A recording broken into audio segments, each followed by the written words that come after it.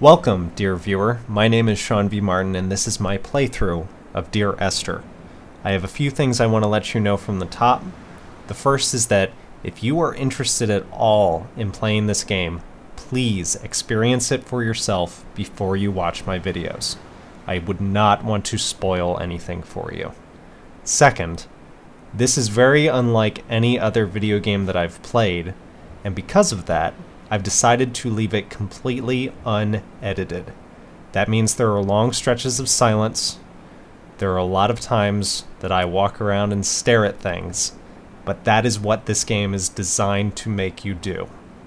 That said, please enjoy. Dear Esther, I have now driven the stretch of the M5 between Exeter and Bristol over 21 times.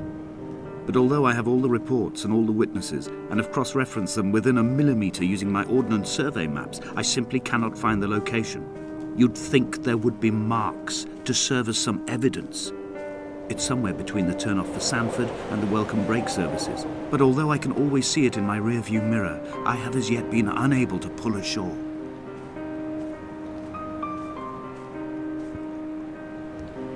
This island seems like a death trap for boats and ships. A beautiful death trap, but perhaps that's the best kind.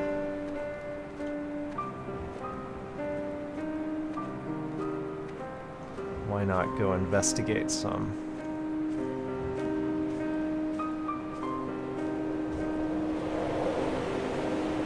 Ugh. Cold.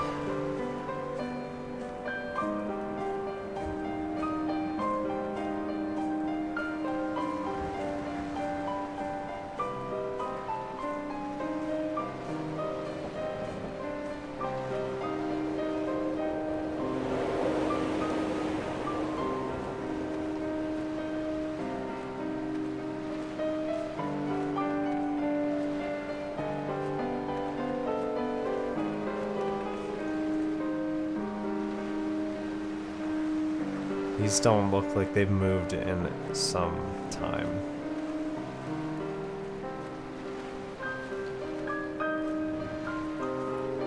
This is a long forgotten wreck. Jesus.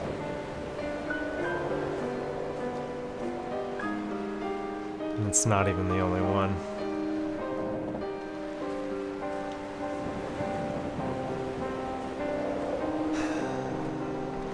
Onward to the beacon. Maybe there are answers there.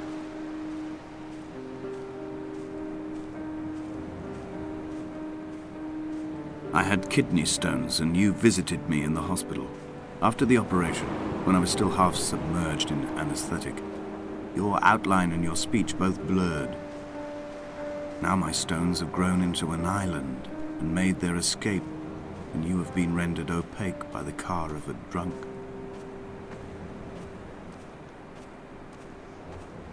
Does Esther live, dear narrator? Are you trying to tell me that Esther is no more?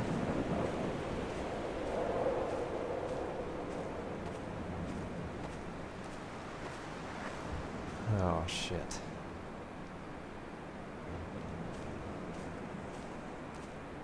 Every time I stop, I feel like I'm looking at a postcard.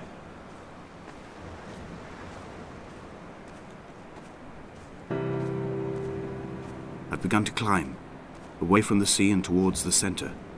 It is a straight line to the summit, where the evening begins to coil around the aerial and squeeze the signals into early silence. The bothy squats against the mount to avoid the gaze of the aerial. I too will creep under the island like an animal and approach it from the northern shore.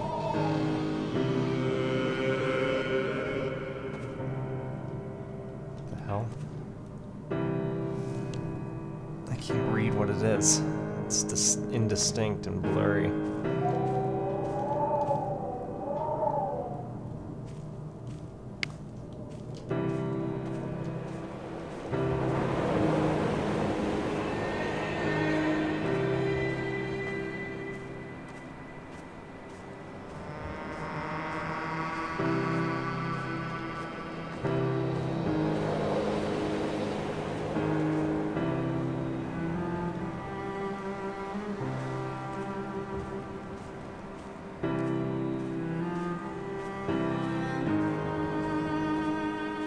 bothy was constructed originally in the early 1700s.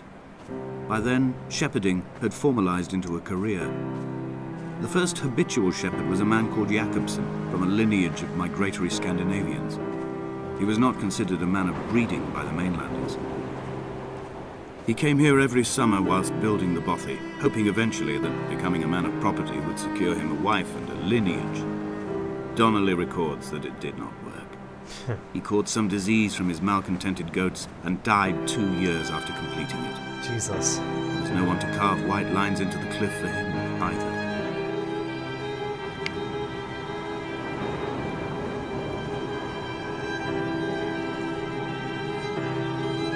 Bail notice.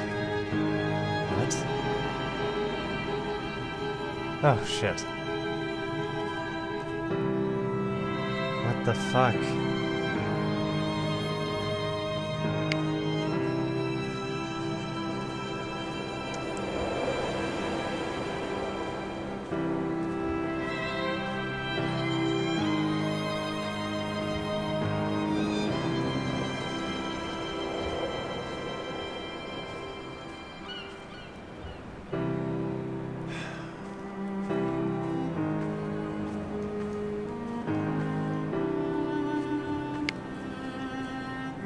Inventory. A trestle table we spread wallpaper on in our first home. A folding chair. I laughed at you for bringing camping in the lakes. I was uncomfortable later and you laughed then. This diary, the bed with the broken springs. Once asleep you have to remember not to dream. A change of clothes. Donnelly's book, stolen from Edinburgh Library on the way here. I will burn them all on the last morning and make an aerial of my own.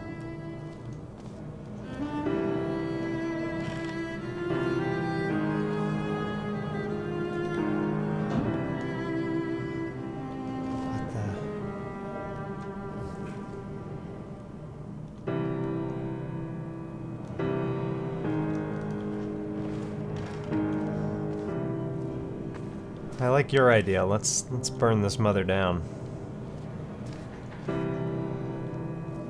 Is paint combustible?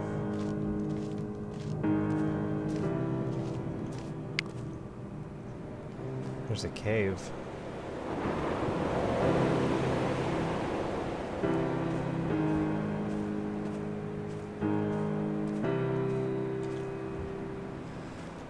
Well, it doesn't look like there's anything more to see here. May as well press on.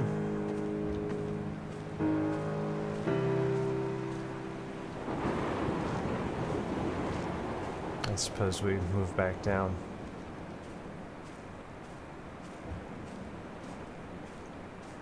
I'll come back for you, cave.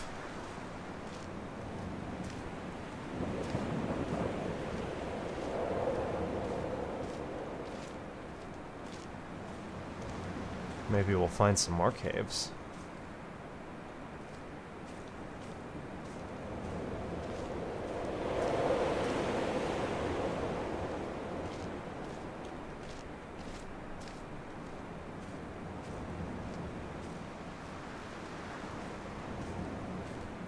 Yikes. He left his body to the medical school and was duly opened out for a crowd of students 21 days after his passing. The report is included in my edition of his book. The syphilis had torn through his guts like a drunk driver, scrambling his organs like eggs on a plate. But enough definition remained for a cursory examination, and, as I suspected, they found clear evidence of kidney stones. He's likely to have spent the last years of his life in considerable pain. Perhaps this is the root of his laudanum habit. Although its use makes him an unreliable witness, I find myself increasingly drawn into his orbit. They found Jakobsen in early spring.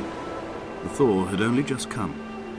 Even though he'd been dead nearly 7 months, his body had been frozen right down to the nerves and had not even begun to decompose.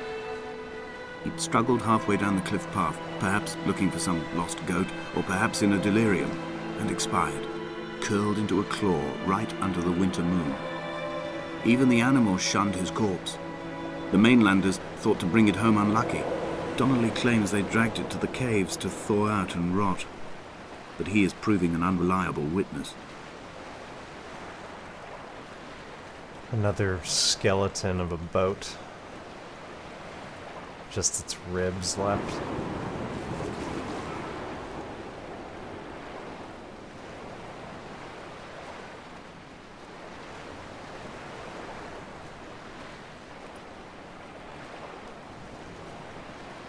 Half expecting to stumble upon this undecomposed body. Climbing down to the caves, I slipped and fell and have injured my leg. I think the femur is broken. It is clearly infected. The skin has turned a bright, tight pink, and the pain is crashing in on waves, winter tides against my shoreline, drowning out the ache of my stones. I struggled back to the bothy to rest, but it has become clear that there is only one way this is likely to end. The medical supplies I looted from the trawler have suddenly found their purpose.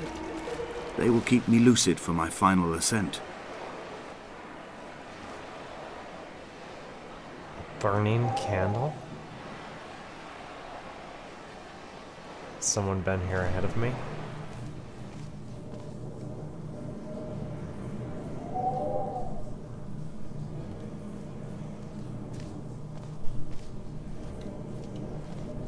Jesus.